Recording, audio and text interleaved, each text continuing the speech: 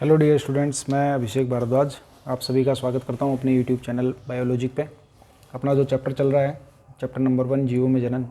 Last video में अपन ने लैंगिक जनन के दौरान होने वाली घटनाओं में पहला जो स्टेप था निषेचन पूर्व, उसके बारे में चर्चा की थी, जिसमें युग्मक जनन, नर और मादा युग्मकों का निर्माण होना और युग्मक स्थानांतरण, पादपों में, जंतुओं में तरह तरह के जो प्रोसेसेस हैं उनके बारे में अपन ने यहाँ बात की थी।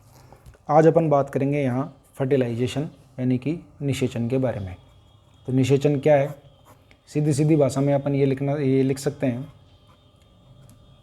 नर युग्मक और मादा युग्मक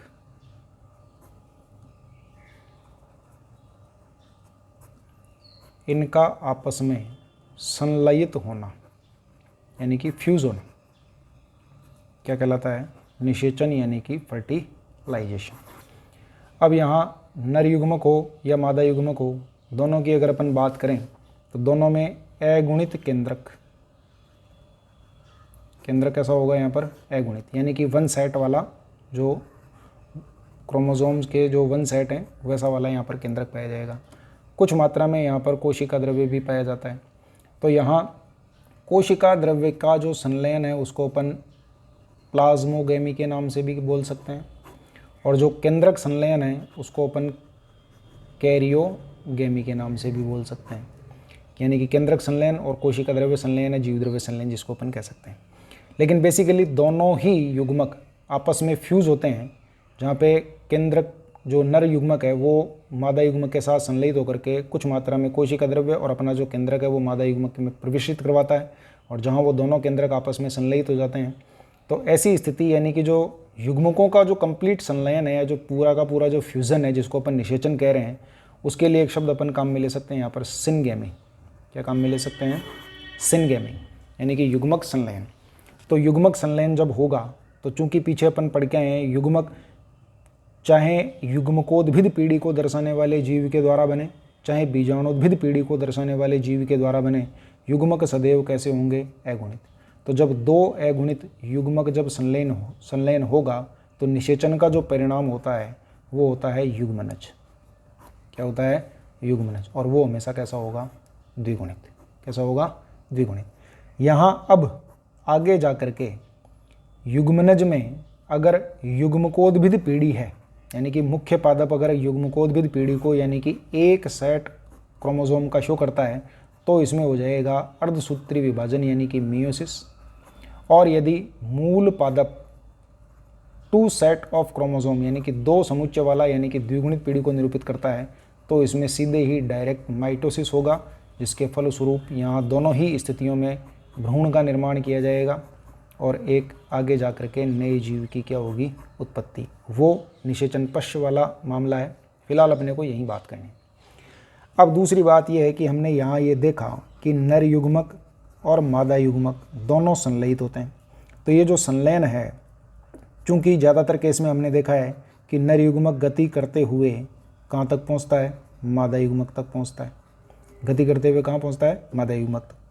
तो मादा युग्मक जो है वो मादा का जो शरीर है, चाहे वो पादप हो या जंतु हो कोई भी, वो शरीर के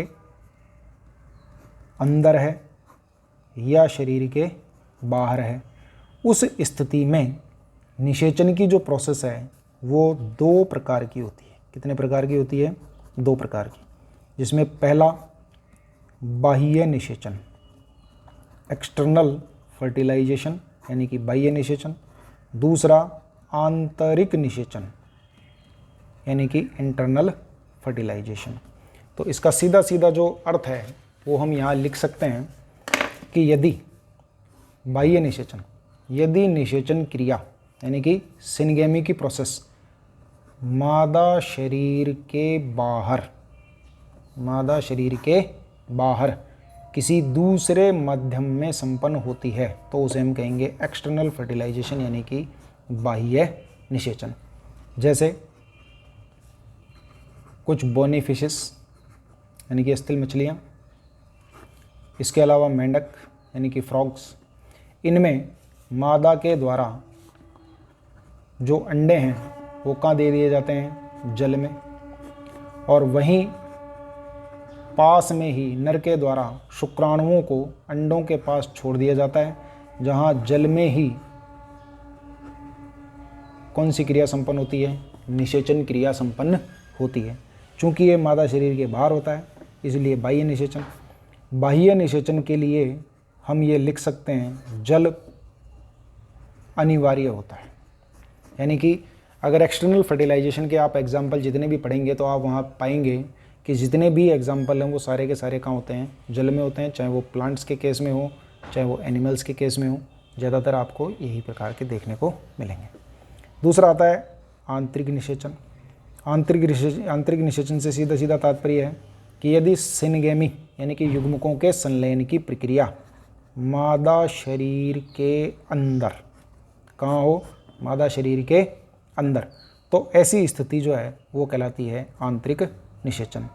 इसका जो बहुत अच्छा एग्जाम्पल अपन अगर एनिमल्स के केस में अगर अपन बात करें तो ह्यूमन के केस में जो नर है वो अपने बाह्य जननांग शिश्न की सहायता से जो शुक्राणु हैं उनको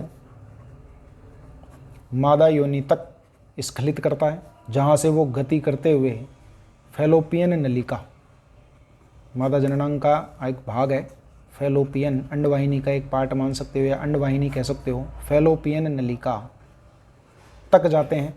चूँकि फैलोपियन नलिका वाले पार्ट में मादा युग्मक रहता है, शुक्राणु इस तरह से गति करते हुए यहाँ तक पहुँचते हैं और वहाँ जा कर के क्या होता है? निषेचन होता है। इसी तरह से आवृत बीजी पादपों के अगर अपन केस की बात करें तो कुछ इस प्रकार की स्थिति आपको वहाँ देखने को मिलेगी कि ये इस तरह से मादा जननांग के रूप में स्त्री केसर का वर्तिकाग्र वाला भाग होता है, ये वर्तिका कहलाती है। और जो आधारीय भाग है इस तरह से फूला हुआ, उसको अपन क्या कहते हैं यहाँ पर? अंडाशय। अंडाशय में इस प्रकार से अंडाकार संरचना के रूप में बीजांड लगा हुआ रहता है, जिसमें भ्रूणकोश पाया जाता है और यहाँ पाई जाती है अंडकोशिका। तो यहाँ जब परागकण आकर के गिरता है और अंकुरित होता है तो पराग नलिका निकलती है इस प्रकार से। उस पराग नलिका में नर केंद्रक होते हैं और ये पराग नलिका वर्तिका से होती हुई लगातार वृद्धि करते हुए बीजांड तक पहुँचती है और अंत में बीजांड के अंदर जो है मादा युग्मक वहाँ तक जाती है और वहाँ जाकर के ये फटती है और मादा युग्मक के पास किनको छोड़ दिया जाता है? नर युग्मकों को छोड़ दिया जाता है, जहाँ निषेचन प्रक्रिया कंप्लीट होती है। तो यहाँ आपने देखा कि ये भी पादपों में उच्च श्रेणी के जो पादप हैं, जिम्नोस्पर्म हुआ, टेरिडोफाइट्स हुए, स्त्रीधानी के अंदर पहुँचते हैं ग्रीवा कोशिकाओं को भेदते हुए, अंडदा कोशिकाओं को भेदते हुए। इसी तरह से पादपों में वर्तिका से होते हुए अंडाशय में और अंडाशय के अंदर इससे जो बीजांड है उसको भेदते हुए अंदर तक जाते हैं। मानव के केस में अगर अपन बात करें तो मादा जननांग का एक पार्ट है फैलोपियन नलिका, जहाँ अंडाणु स्थित होता है। शुक्राणु गर्भाशय और पूरा रास्ता तय करते हुए अंडाणु तक पहुँचते हैं और वहाँ जा कर के संलयित होते हैं और क्या बनाते हैं? युग्मनज का निर्माण करते हैं। तो यहाँ अगर अपन देखें तो निषेचन की जो प्रोसेस है वो बाह्य निषेचन और आंतरिक निषेचन होती है। अब कुछ जीव ऐसे भी होते हैं जिनमें बिना निषेचन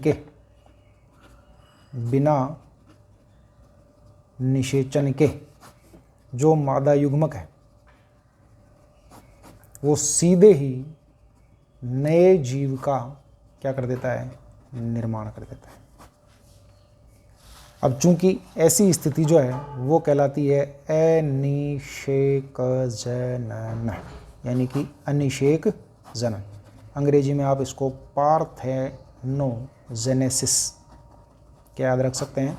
पार्थेनोजेनेसिस। फॉर एग्जांपल, ये एग्जांपल आपको मधुमक्खी में देखने को मिल सकता है, जो टर्की पक्षी है उसमें आपको देखने को मिल सकता है। तो ये कुछ इस तरह के एग्जांपल हैं जिनमें मादा युग्मक बिना फर्टिलाइजेशन के यानी कि बिना निषेचन के सीधे ही नए जीव का क्या कर देती है?